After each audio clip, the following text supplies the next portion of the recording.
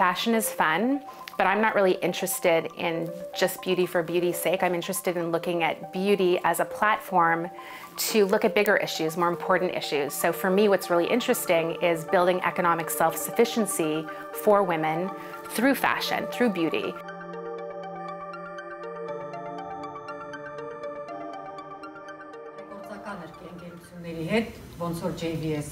And then we give a percentage back to the charity of everything that we sell through the business. When the Syrian women came to Toronto, I found out that they have a tradition of learning how to make lace and how to do all these artisanal crafts from their mothers. So it was a perfect fit for me. And I remember interviewing this circle of 13 women, and some of those women work for me today. I remember going into the meeting, and I was holding my son Samuel going in. It was a very cold day, and I walked in, and they were just so excited, and it was such an uplifting experience. And for me, the fact that I was able to provide a job for some of these women, it's an incredibly humbling thing. And it just makes you realize that we're all incredibly interconnected, and that often we're just one paycheck away or one tragedy away from being vulnerable ourselves. Would you please stand up for a moment, everyone, and hug someone near you to welcome them in the room. We've designed business to work in a certain way that isn't serving humanity. We don't need to do it that way. We can really change it. I think a lot of the vendors that are here doing really game-changing, paradigm-shifting things. And I have been a tech entrepreneur and a social entrepreneur for many years. I've had lots of different ventures, taken a company public. And when I was getting one of my first really, really big customers, I was told, you should have a male founder if you want to do better with our company. You just get a lot farther. You know, and like there are so many of these stories out there, so many female entrepreneurs, you know, are you gonna have kids? What are you gonna do if you have kids? How are you gonna raise money if you're a woman? Like just ridiculous questions all the time.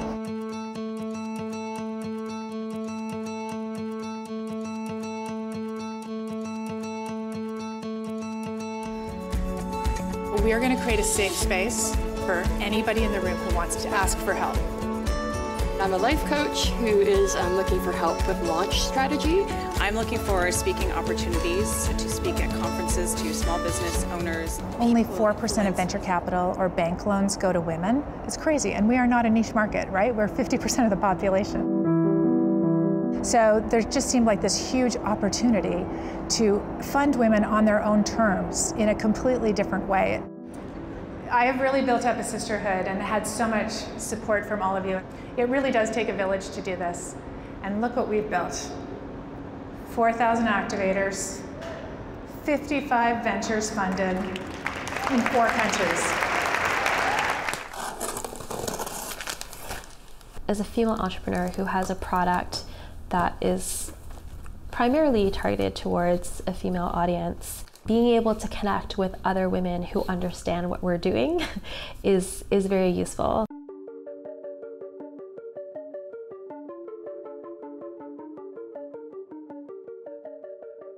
So the initial spark for this whole company and project really came from a conversation that I had with a group of friends. Somebody said that they needed to get a pap test, but they were really uncomfortable with it, and they had been putting it off for years. And in Canada, about 30 to 40% of women don't screen on a regular basis. And so I was a little bit surprised by that stat. We started hearing from a lot of women who have people in their lives have developed cervical cancer or even died from cervical cancer. And what we told ourselves at the time when we started the company is that if one person using our product does not go on to develop cervical cancer, that is a worthwhile thing to do. So we're just going to pick up the seamstresses now. Because it's so cold, I didn't want them to take the TTC today.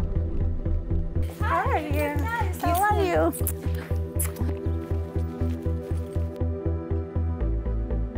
I think it's really hard when you come to a new country and you don't have a job. I think your self-worth can take a beating. You start to question your potential and your ability when you're underemployed. So I think it's a sense of hope that I'm providing with this opportunity. Osana, We're going to be working on some of our vintage collection now. So I want you to sew it by hand here. I think the really exciting part about my business is actually not the aesthetic, it's not the jewelry. It's the fact that I employ women that are newcomers to Canada. I want to cut and try. We'll try like a whole lengthwise. Okay, perfect. We pay them a fair trade wage, a living wage of $18 an hour. Most of the women, they didn't have a chance to go out there to work somewhere because of the lack of knowledge in, let's say, the language. Kim was like, for us, like a point to start. I like doing handmade. That's my hobby. I did them in Syria, but not for sale, only for me. Can I please call this year's CEO Ventures to the stage?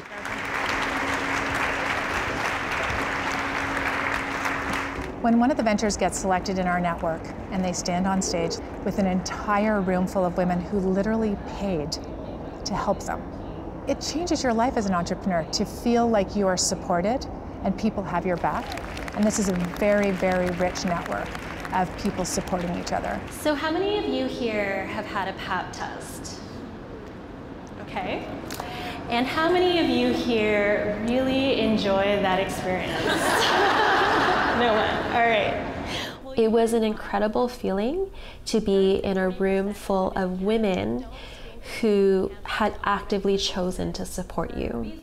It's meaningful because it means that other people share and believe in our vision for what kinds of things we can do in the world.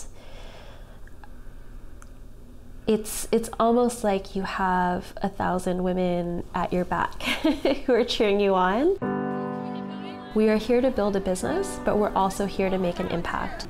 And it is the inspiration for continuing to do the things that I do. I want to change the world. I don't like the way it's organized. I don't think it's fair.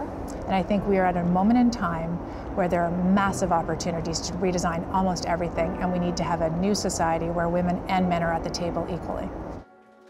I presented Nari with her first check in Canada, her first paycheck.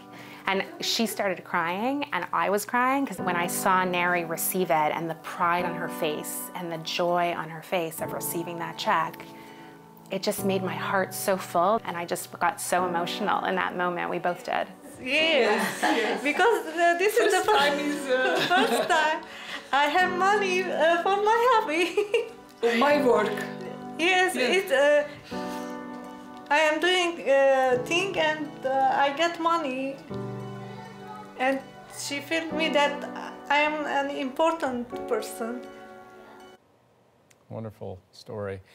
A footnote to all of this. Not so long ago, the battle for equality was fought almost exclusively by women, with little help from men or even world leaders. Things have gotten better on that front, but there's still a ways to go, at least on the messaging. Here's what I mean. Australian Prime Minister Scott Morrison raised eyebrows in how he stated his commitment to gender equality today. See, we're not about setting Australians against each other, trying to push some down to lift others up. And then he said this. We want to see women rise, but we don't want to see women rise only on the basis of others doing worse. We want everybody to do better. An odd statement. Some saw it as a bit defensive, the mere suggestion that helping women could hurt men. And then there's Russia. Vladimir Putin went for a supportive and choreographed horseback ride with female police officers, himself out in front, though his horse seemed to have other ideas by the end. And later in the day, he offered this to women. И сегодня, в наши дни, today, in our times, you are engaged in virtually all professional endeavors. You manage time for everything at work and at home and remain beautiful, bright, and charming. But there was one world leader who seemed to land on her feet just fine. Watch how British Prime Minister Theresa May responded to a jab about how many questions from women she took today. Prime Minister, only one question from a woman reporter on International Women's Day. It's a pretty poor show, isn't it? You had answers from a woman. Only one question. You've had answers from a woman Prime Minister, she said. Enough said.